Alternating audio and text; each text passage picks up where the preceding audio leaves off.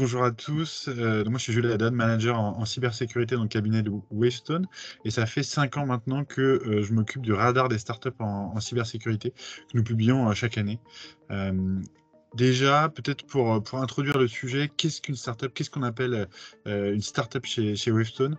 Pour nous, une startup, c'est une entreprise de moins de 35 employés, de moins de 7 ans d'existence. Et pour être une startup en cybersécurité, selon nos critères, il faut également proposer et commercialiser un produit de cybersécurité. En plus de ça, ça fait 2 ans qu'on a introduit la notion de scale-up, qui sont donc des entreprises, qui sont donc sorties des critères, de start-up et ont, montré, de la croissance de chiffre d'affaires ou bien ont réalisé une levée de fonds significative, qui montre que, ce sont des entreprises à suivre et pour lesquelles on avait envie de mettre en valeur finalement au travers de notre radar. Pour construire le radar, on réalise nous une veille poussée qui nous permet d'être exhaustif dans le recensement de ces différentes entreprises et on essaie de valider finalement toutes ces informations-là, en échangeant avec, la plupart de nos startups pour, valider avec eux qu'elles sont bien dans les critères et comprendre finalement leur positionnement et leur valeur ajoutée. Donc finalement, si on rentre un petit peu dans le sujet, cette année, on recense donc 166 startups cybersécurité en France.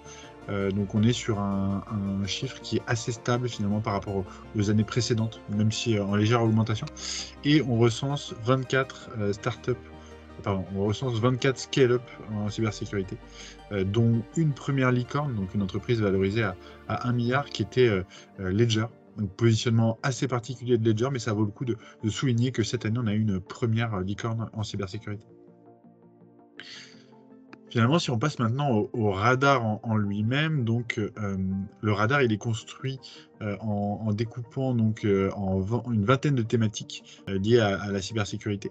Les thématiques les plus proches du centre étant les thématiques cœur cybersécurité, donc on y retrouve bien sûr la sécurité du réseau, la sécurité de la donnée, la sécurité du cloud, tout ce qui est des sujets de sécurité applicative, de gestion des identités, des accès.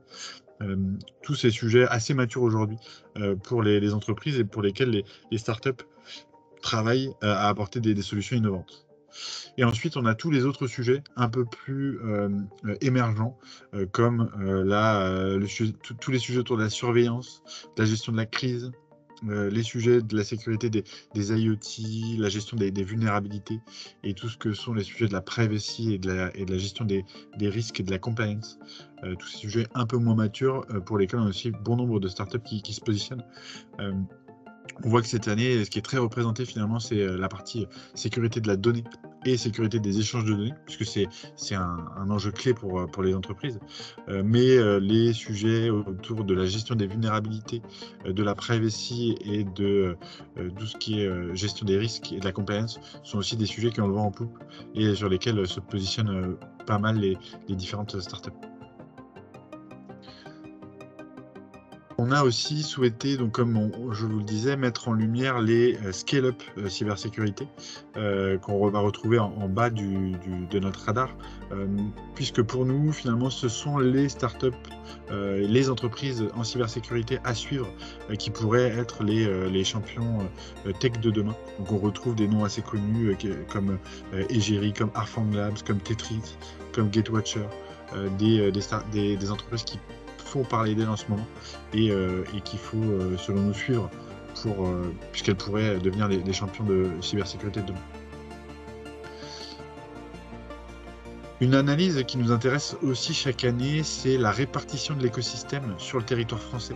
Au final, sans surprise, on a, 60 des startups qui sont, domiciliées en région parisienne, ce qui va finalement, être à l'image de la répartition, économique de notre pays, donc plutôt, centrée sur le bassin parisien. Mais on a des régions qui se distinguent et notamment la région rennaise où on a, un bon nombre de startups en cybersécurité qui se sont développées, grâce finalement au au terrain d'excellence, au pôle d'excellence cybersécurité qui est présent, dans la région rennaise. On a, une vingtaine de startups qui qui sont domiciliés à Rennes. Et on a d'autres régions comme Bordeaux ou Lyon qui accueillent aussi des startups en cybersécurité.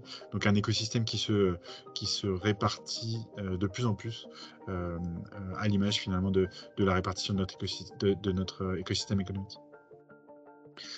Et enfin, une dernière analyse qui est intéressante pour nous chaque année, c'est les levées de fonds qui ont été réalisées par nos startups ou scale-up en cybersécurité. Et on se rend compte que cette année, les levées de fonds ont été multipliées par 6, donc ce qui est assez énorme, pour atteindre un montant autour de 630 millions d'euros levés entre juin 2021 et juin 2022.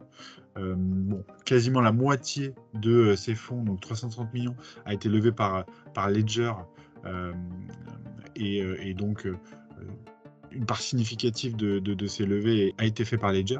Mais si on regarde les autres, on se rend compte qu'on a quand même de plus en plus de levées avoisinant les 30 ou 40 millions d'euros, ce qui montre qu'on a un écosystème qui est aussi attractif pour les investisseurs, et cet écosystème est en train de se déverrouiller.